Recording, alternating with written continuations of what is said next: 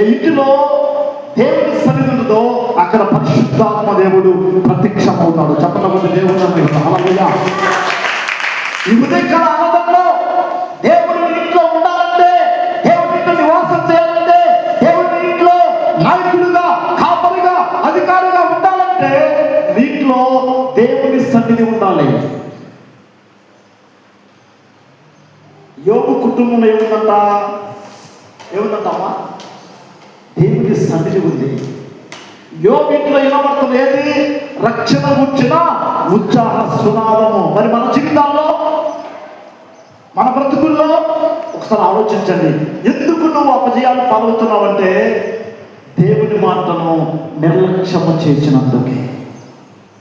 నువ్వు అనుకుంటున్నావు నేను ప్రార్థన చేస్తున్నానులే, దేవుడు నా ప్రార్థన ఇస్తున్నానులే, అన్ని జరుగుతున్నాయి అనుకుంటున్నావు.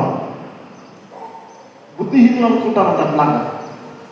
చూడండి, కొంతమంది అనుకుంటున్నారు బైబిల్ గ్రంథం నుంచి చూడండి, ఎక్కడుంది ఏమ్మా? సామెతల గ్రంథం ఒకసారి చదవండి ఆ మాట. సామెతల గ్రంథంలో ఉంటుంది చూడండి, 1వ అధ్యాయం 32వ వచనం. జ్ఞానము లేని వారు దేవుని విసర్జించి ఏంటంట? ఎవరంటే జ్ఞానం లేని వారు దేవుని విసర్జించి ఏమవుతారంట?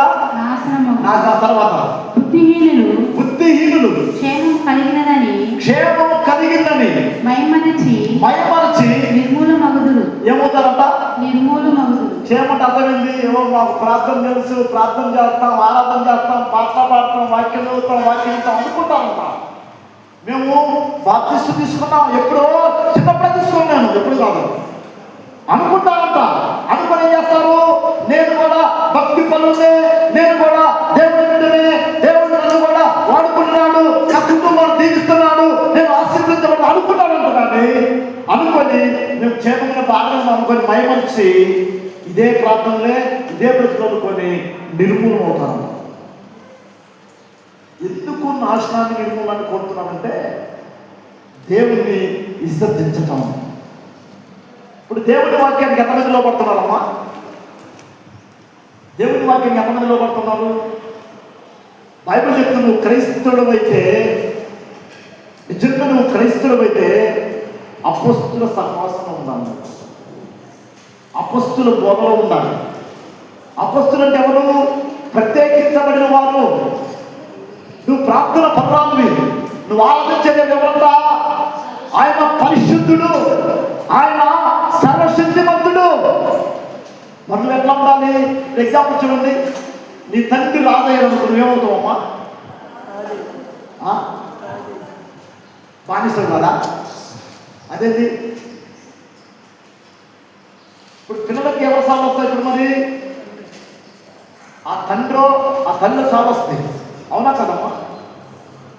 మరి మనలో ఏ బీజాలు ఉన్నాయి? ఇప్పుడు నీ తండ్రి పరిశుద్ధుడు, నువ్వేమైనా మరి ఇప్పుడు పరిశుద్ధులమై ఉన్నాడు.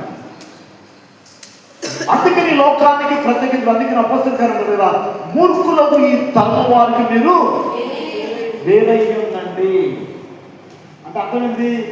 మూర్ఖులు అంటే ఏమంటే వంకర జనాంగం, దేవుని మాటని పెటచెవిని పెట్టే జనాంగం, దేవుని మాటను లెక్క చేయని వారు, దేవుని మాటకి లోబడిన వారు. ఎందుకు శ్రమ అనిపిస్తున్నావు? ఎందుకు అశాంతి, ఎందుకు అసమాధానం ఆలోచన కుటుంబం ఎందుకుందంటే దేవుని మాట విన్నందువలనే. దేవుని మాట విన్న కుటుంబాలు చూస్తే యోబు కుటుంబం ఏముంది? మనం చెప్పుకుని ఎప్పటిదాకా యోబు కుటుంబం ఏముందంట? అర్ణోదయమున ప్రార్థన చేస్తే ఆ కుటుంబంలో దేవుని సన్నిధి వినపడతా ఉంటే ఆ దినమంతా దేవుడు కాచి కాపాడి యోబు కుటుంబంలో నిత్యము ఆనందం ఉంది, నిత్యము సంతోషం ఉంది, నిత్యము నెమ్మది ఉంది, నిత్యము ఉత్సాహం ఉంది. ఒక రకం చెప్పాలంటే ఇంట్లో ఫంక్షన్ చేసుకోవాలి చెప్పుకుంటామా? ఫంక్షన్ చేసుకుంటాం, సంతోషంగా పెడుతురా. ఎన్ని బాధలున్నా, ఎన్ని కష్టాలున్నా కనీసం ఆ ఒక్కరోజు ఏం చేస్తాడు? ఇప్పుడు చెప్పరా, చెప్పండి చెప్పండి గట్టిగా. చాలా సంతోషంగా ఉంటాం. ఎంత బాధని, ఎంత కష్టం చాలా ఉత్సాహంగా ఉంటాం. కానీ యోగు కుటుంబంలో నిరంతరం జరిగింది ఆనందమే. ప్రతిరోజు పక్షిని యోగు కుటుంబంలో. తెలుసా మీకు? యోగుకి ఎంతమంది సంతానం? 10 మంది పిల్లలు. ఈ 10 మంది, 3 కుమార్తెలు,